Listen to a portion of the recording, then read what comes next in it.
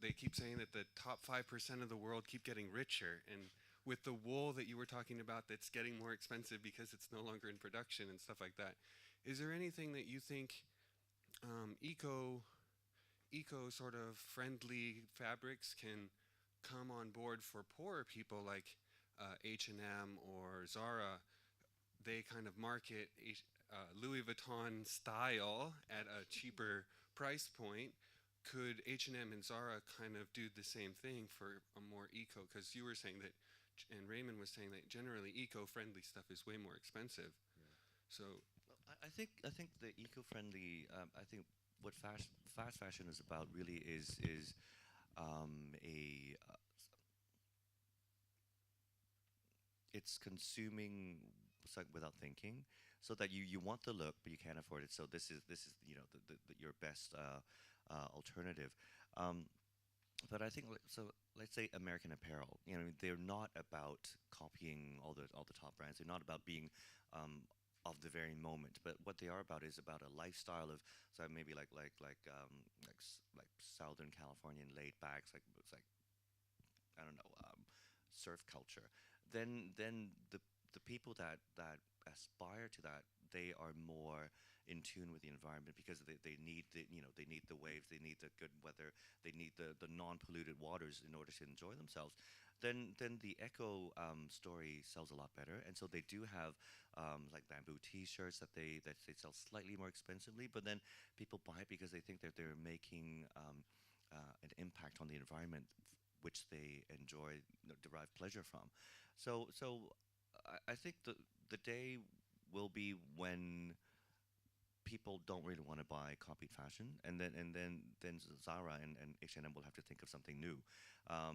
That's why they always value add by having like designers come into the collections. So they're still using the same cheap fabrics, but because of the designer cachet, they charge more.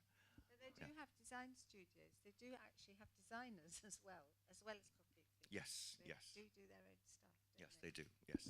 So it's just they're just like really in tune with whatever is trending at the moment, and because of their just-in-time delivery and of their amazing manufacturing system, then they are able to do quick turnaround, and that's made a world of difference. So that's why they're important now, because they give the information to the public that normally would be closely guarded, by designers for at least 6 months before it gets seen. Otherwise, then competitors can copy them. So they have revolutionized the industry. Okay. Anyone else? Any further questions? Oh,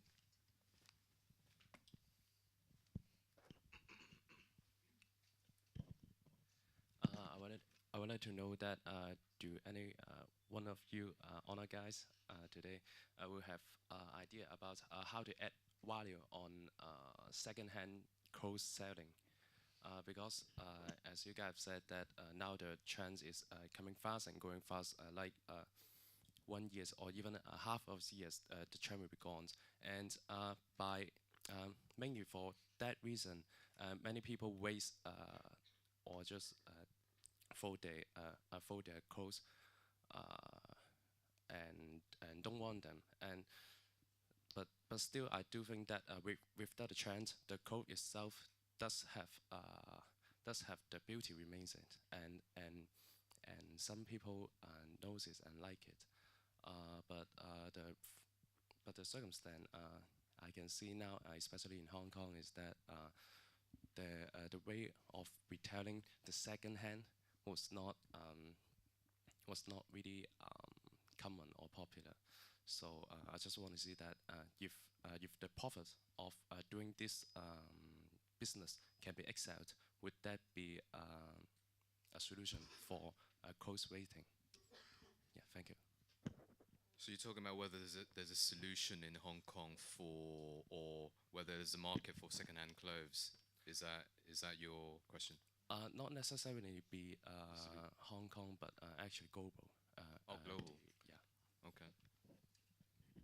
Well, I think I mean, like anywhere else other than Hong Kong, it's much easier because sometimes it's a lot. It's a necessity that actually the kids really cannot afford designer clothing, and kids overseas do not live with their parents, and so they have to pay rent. They have to pay for the subway ride to school or to work, and so they really don't have much money to spend. And if they're really passionate about fashion, then they have to make do with whatever. And the easiest place is to go to Salvation Army and get stuff that is of good quality, that is to their liking and to their styling, and that works. And that's being creative. Whereas in Hong Kong, there's this stigma of oh, some dead person wore it, so the chi is going to be bad, and then the feng shui 唔掂.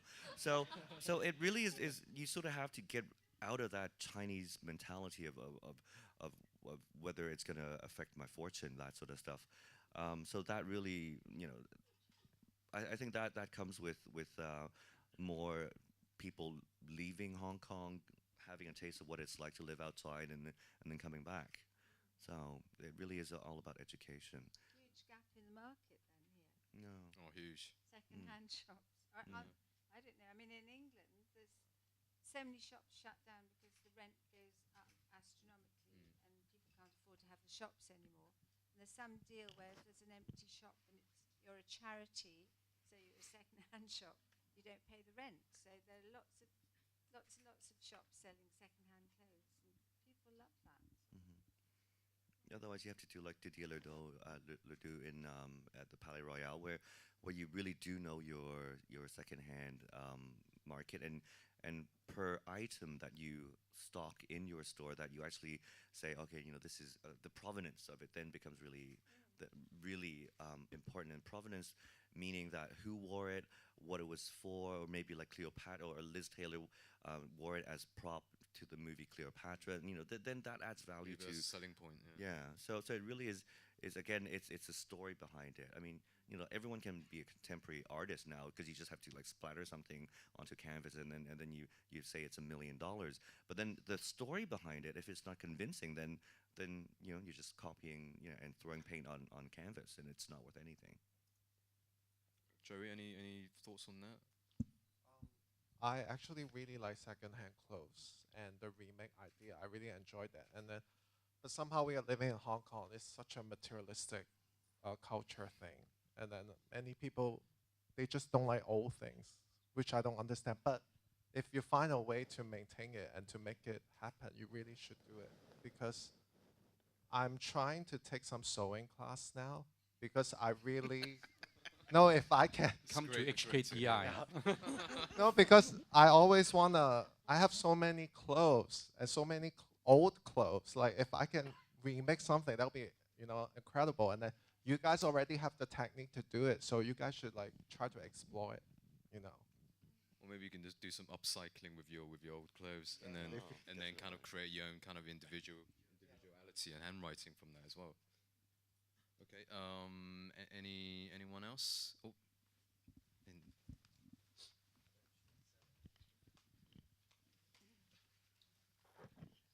I have two questions to ask. The question is, where is the ideas come from daily? And the question two is, if they have no ideas to design, what will they do? Thank you.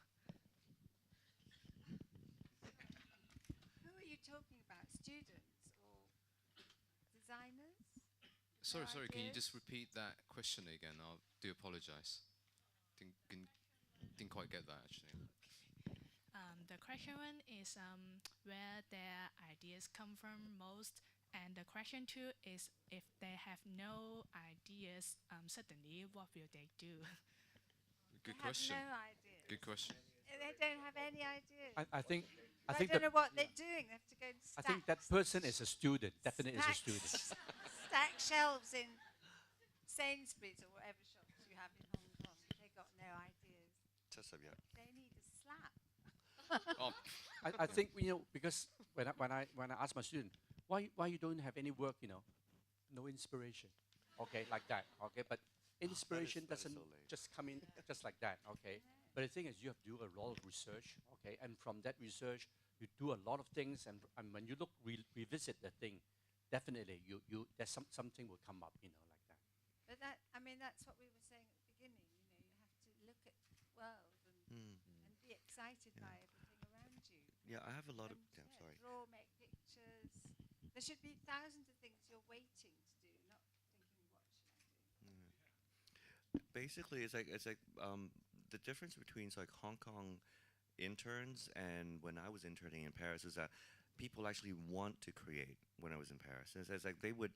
There was like a what I was like 20, 21, and there was this guy there, and he was still an apprentice, and he was like 40 something. You know, obviously, he doesn't really make ends meet, so he's looking a little bit tattered. But it was like grunge then, so he looked really fine. But he would never stop. He would just keep on sketching and sketching and sketching, and then ideas would come in, and then he'd look out there, oh, look at that, beautiful, and then he'd start sketching something else. So there really is no reason for anyone to say, oh, I have no inspiration, because that's just being a cop out. And I think the more you see the world, the more you find that you don't know anything, and you want to learn more. But whereas a lot of the Hong Kong interns that I've had in my stores is like, they was like, I just don't like it. I don't want to do it. So there. And then they go to the washroom and put on two pairs of false lashes and then go down to Lan Kwai Fong and drink. So, it like Hong Kong really, I think, is not a good place to for the second or third generation, because we're too comfortable. And you don't have to fight for anything. It's like overseas kids are booted out of their homes like before they're 16, and Very they true. really have to make things make ends meet. Whereas here, hey, my dad has a Mercedes. They have a cook. I don't have to pay for food. So really need to dig deep and get inspired, because if you say you're not inspired, it just means that you're lazy. For me, So I'm not saying you are, but yeah, if There's that no person's you, then excuse you are for lazy. laziness, really. Yeah. Okay. So yep. We've got time. One final question. Let's go out with a bang. Hey, hello, over there. Well, first of all, I'd like to say this is a great seminar today. Thanks a lot. I do have a question about, like, I'm guessing that most of you come from Hong Kong or London, some of the greatest metropolitan cities in the world. And I'm just thinking whether, like, living in these cities is conducive to your creation. Because on one hand, it definitely gives you a lot of access to the market, to the public market, but at the same time, it's of course sometimes disorienting because you see a lot of new stuff here. And as what Bonnie has just said right now, it's not really good for the second, third generation because, like, say, people in Hong Kong are really living too comfortably. So I would like to ask, like, what do you think about like living in these urban cities? Is that conducive to creation, or do you think it's, in a sense, it's an obstacle, it's a challenge that you guys have to make and face? Thank you. Well, I think it's to do with your Yeah, she's personality. all the way from the UK.